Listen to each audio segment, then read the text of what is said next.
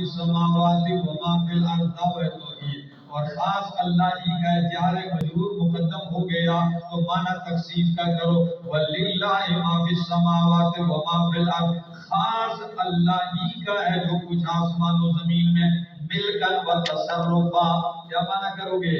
خاص ہی اللہ ہی کا جو کچھ آسمانوں میں، ملکن و تصرفا، یعنی ملکیت بھی اللہ کی ہے، اس میں تصرف اور اختیار بھی اللہ ہی کا ہے۔ آگے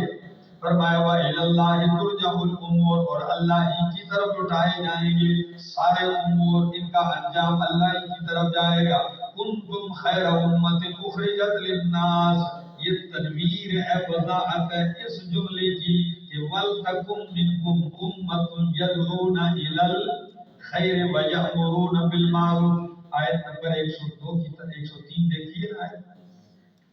تو یہ اس پہ تنویر ہے، اس کو کہو تنویر، قاعدہ ثالثہ پر، اس پہ مزید روشنی پڑتی ہے۔ کیا؟ کنتم خیر امت، تم بہترین امت ہو، اخرجت للناس،